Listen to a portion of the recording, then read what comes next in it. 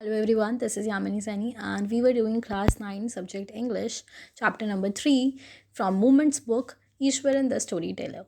So in this chapter we had done with the first page, second page and we were on the fourth page, right? We had done with the third page also. So we have to start it from the at this point here. So at this point Ishwaran would leave the story unfinished and get up mumbling. I'll will be back after lighting the gas and warming up the dinner. Mahindra, who had been listening with rapt attention, would be left hanging. When he returned, Ishwaran would not pick up the thread of the story right away. Mahindra would have to remind him that the conclusion was pending. So now what happens है जो ईश्वरन है वो इतनी interesting mode पर जो है वो छोड़कर अपनी स्टोरी को उड़ जाते हैं और वो कहते हैं कि अभी मुझे जो किचन है वहाँ पे काम करना है, लाइक गैस जलानी है और जो डिनर है वो मुझे वार्म अप करना है, लाइक गर्म करना है. देन वो क्या और जो महिंद्रा है जो कि इतने इंटरेस्टिंग तरीके से मतलब बहुत ही इंटरेस्टिंगली सुन रहे थे, तो उनको बाद में जो है वो याद दिलाना पड़ता है कि देखो आपने वो स्टोरी छोड़ दी थी, तो so please continue that one. So Mahindra would have to remind him that the conclusion was pending. Well, a veterinary doctor was summoned to revive the animal. Ishwaran would shrug casually. 2 days later, it was led away by its mahot to the jungle. So what happen is कि जो 2 दिन बाद है वो ये बता दिया जाता है कि ये जो वो माहौत है उसे लेकर जाया जाएगा जंगल में. So this was it. Summon मतलब बुलाया जाना. वेटरनरी डॉक्टर हमें पता है जो कि एनिमल के डॉक्टर होते हैं. देन रिवाइव का मतलब होता है पुनर्जीवित करना, bring to life again. Okay, so now what happens is, well, how did you manage to do it, Ishwaran? How did you bring down the beast? तो वो कहते हैं तुम किस तरह से इसे मैनेज करते. So it has something to do with the Japanese art, I think so. Karate और jujitsu, it is called. I had read about it somewhere. It temporarily paralyzes the nervous system, you see. So now what were the assumptions he is making that कि हो सकता है ईश्वरन के कहते हैं hint तो देते हैं कि वो एक जापानीज़ आर्ट है जिसके थ्रू मैंने उससे निजात पाया या उस सिचुएशन को मैंने हैंडल किया.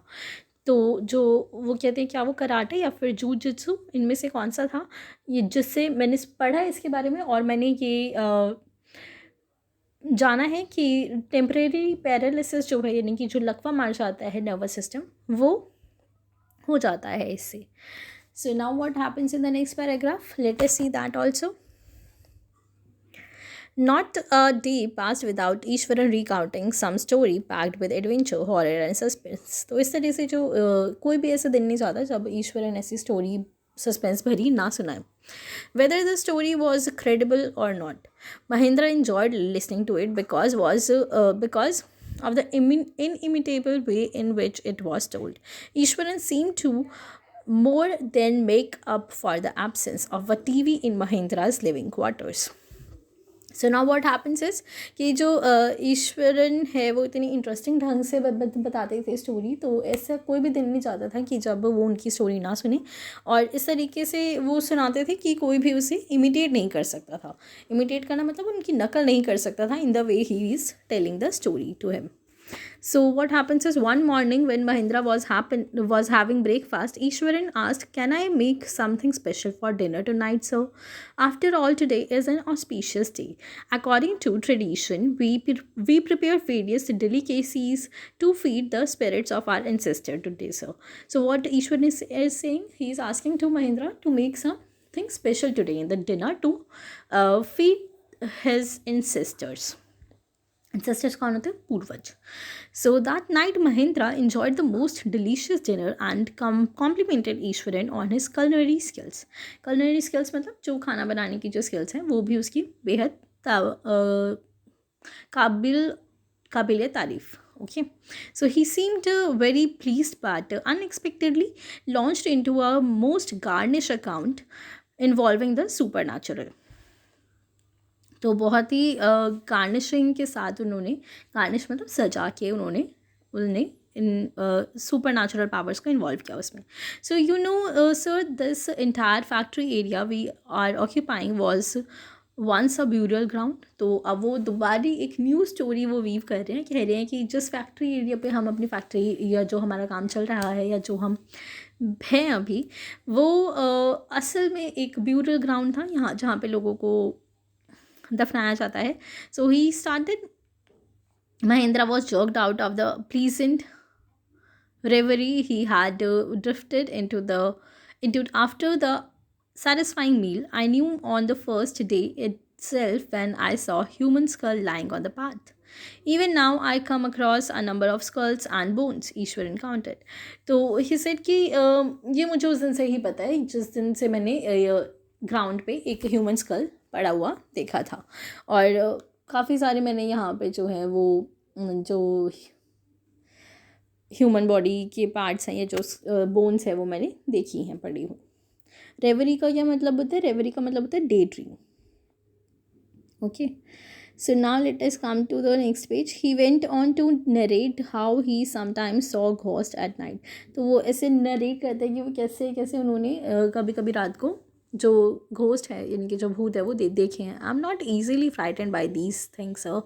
I am a brave fellow, but one horrible ghost of a woman which appears off and on at midnight during the full moon. It is an ugly creature with matted hair and a shriveled face, like a skeleton holding a fetus in its arm.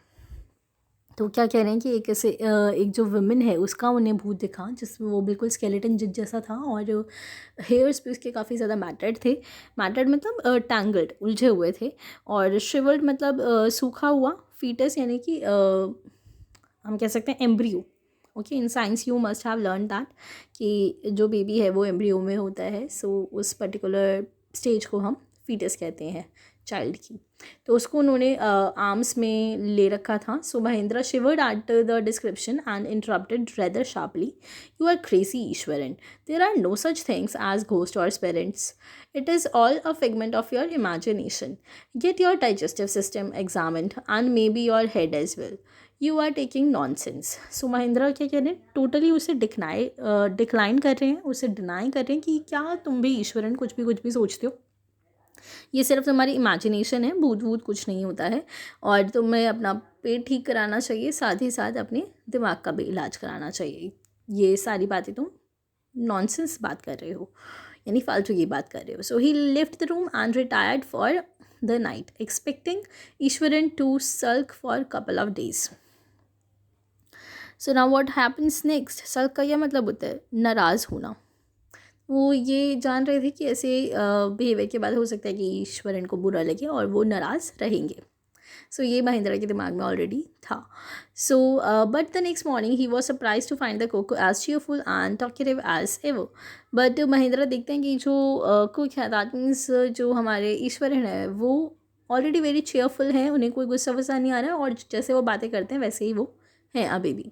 From that day on Mahendra for all his brave talk went to bed with a certain unease. फिर उस दिन के बाद जो है महेंद्रा ने जो कुछ कहा था कि नहीं होते या ऐसा कुछ, वो सारी चीज़ों पे उन्हें थोड़ा थोड़ा मतलब डाउट होने लगा कि यार आई वॉज राइट और एट द टाइम और not. So every night he peered into the darkness outside through the window next to his bed, trying to make sure that there was no movement of dark shapes in the vicinity.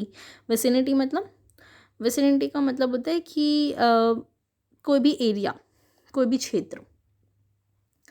And then but he could only see sea of darkness with the twinkling lights of the factory miles away. तो वो हर रात की तरह जो है अंधेरे में घूम कर आते हैं बाहर तक, अपनी विंडो से थोड़ा देखते हैं अपने बेड के पास से. सो वो देखते हैं कि जो डार्कनेस है या पूरे एरिया में वो फैली हुई है और थोड़ी सी ट्विंकलिंग लाइट्स जो हैं वो फैक्ट्री की उन्हें दिखाई दे रही हैं. Then we will complete this chapter और we will take this from he had in the next class. Till then you just go through this, and if you find something difficult or something else you find difficult to understand, then you can just write it down in the comment box. I'll get back to it. Goodbye.